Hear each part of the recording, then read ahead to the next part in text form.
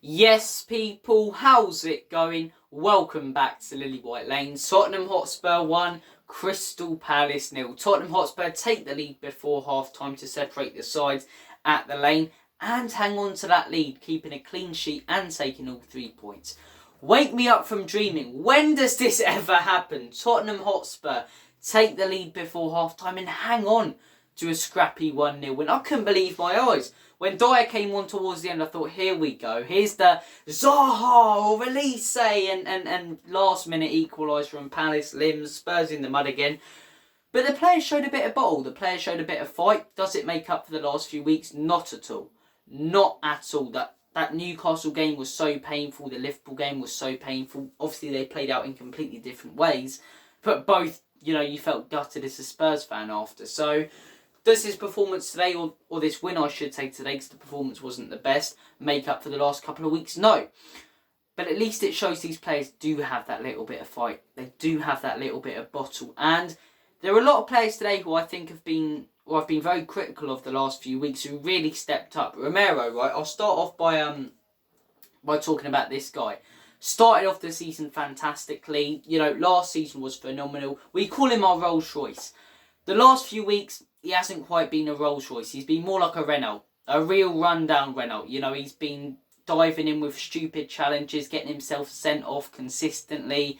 And since that Milan game, he's just been so poor, especially away at Anfield last week as well, giving away that stupid penalty, getting another booking and costing us a couple more goals. But today, that man really stepped up. Like I say about the performance of the whole team, does it make up for the last few weeks? Does it? Bollocks. But that's all you can do today. And Romero put in some fantastic challenges. Romero really stepped up today and proved he still is that Rolls Royce defender. And it was more of a blip over the last couple of months than a massive problem in his career. Look, proper player, proper performance from him and at the back today. Another player who probably had a better defensive performance than he did an attacking one today, Heung-min Son. I was massively critical of Son at the beginning of the season, or most of this season I should say, because he's been missing chances, but his overall performance hasn't been good. The last few weeks, okay, he's still been missing chances. He missed a few chances against Manchester United, he missed a few chances against Liverpool. Although he scored in both of those games, he could have had a hat-trick in both with the service he got. And it's the same today. Although he's not banging in goals like he did last season, he's contributing more than he was at the beginning of the season. You can see there's more fight in there, more passion. Although he's not scoring as much as he'd want to, it seems like we've got that same sort of Son back. And that's brilliant to see, man. That really is brilliant to see. We don't want to see, Sonny going down the road that the likes of Eden Hazard have. And the last few weeks have shown that he probably isn't. That he probably isn't going down that road. And that he is still a world-class player. And today he proved that. Today he proved that in a different way. Okay, probably should have scored that chance in the second half towards the end. But some of his defensive work today, some of his tackles, when we were dropping back for corners and trying to defend that lead, he was fantastic today. Absolutely fantastic. Played some brilliant passes and balls forward. Yeah, Sonny, man, absolutely phenomenal. Just like Romero, redeemed himself a little bit. Not fully. Difference between those two players is Romero's had more of a blip. Sonny's been poor most of this season. But the last few weeks he's redeemed himself a little bit more with the performances he has been putting in. Let's stop talking about players who have redeemed themselves. Let's talk about a player who hasn't had to redeem himself because he's been world class all season. Forget King Charles' coronation. This man should get a coronation ceremony for himself for keeping Spurs in the league, because without this guy we'd be in a relegation battle. And that man is King Kane. Harry Kane himself, What an absolutely phenomenal player, and another fantastic performance today. Yet again, getting, I believe it's his 25th goal of the season. Breaking another little record in, being the first ever Premier League player to score more than 10 headers in a season. He's constantly breaking these little records. Although they, might not be big things and we get bantered for him, it's a good thing. And he's constantly breaking these little records. But honestly, without this man, we'd be in a relegation battle week in, week out. Despite how bad the team are, he still steps up. Newcastle away, the team was horrific. He was the man that stepped up and scored a goal. Liverpool, the man who played some fantastic passes and got that goal which brought us back into the game. in most of Spurs' poor performances this season, you look back at them and you look at the one player who stepped up, and that one player is Harry Kane. The guy's got an elite mentality, and a lot of people go, oh, he's a bottle job. No, he's not. The players around him are, and he gets let down by them consistently. The guy's got an elite mentality. I guarantee you, if he went to Manchester City right now, he would have scored more goals than Erling Haaland. He would have. He genuinely would have. With the service he would have got there, he's a better player than Erling Haaland is. City fans might start to complain and, talk about trophies, but in terms of footballing ability, Harry Kane is way better than Erling Haaland. Way better than Erling Haaland. Do you see some of those chances Haaland had today against Leeds? Kane takes all 4 of those. Kane takes all 4 of those chances, and it's so frustrating to see how much disrespect this guy gets. He scored 25 goals, I believe, this season. And look at the team around him, and look at some of the performances put in this season from the likes of Sanchez at Spurs, from the likes of Dyer at Spurs.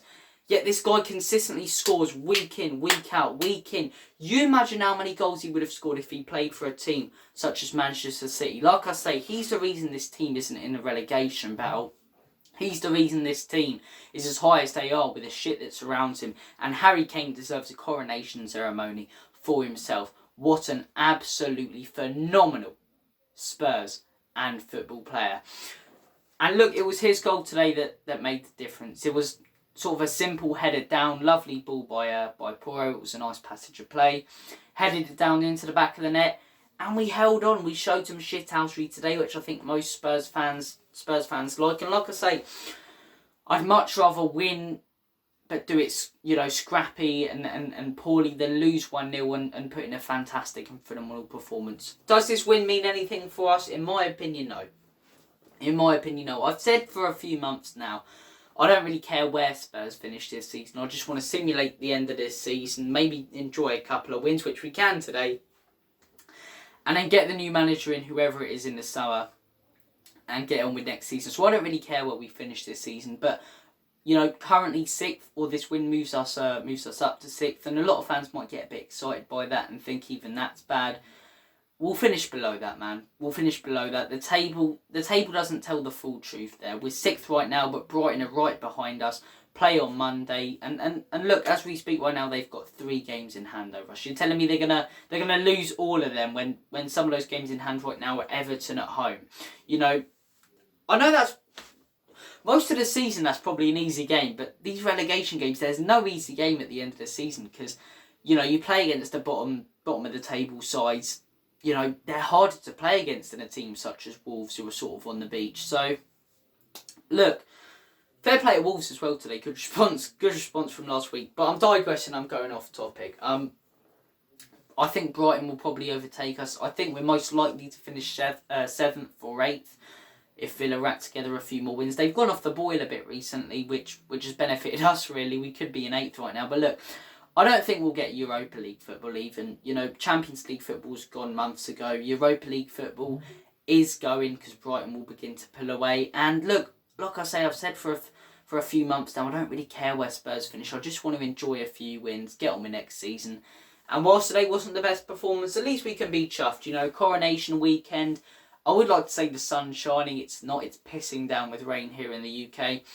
But look, let's just enjoy the rest of this weekend, man. Bank holiday weekend, and it's good. We don't have to be ranting tomorrow about a Spurs loss.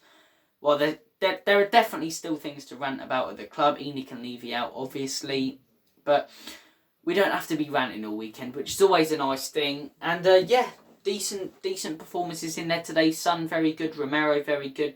Longley, much better performance from him. And Harry Kane, yet again, being world class. I'll take that all day long. Comment your thoughts in the comment section down below on today's performance and result. Thank you for watching this video. Take care, all the best, and as always, have a fantastic weekend. Come on, you Spurs, but most importantly, no matter the result, ENIC and Levy out.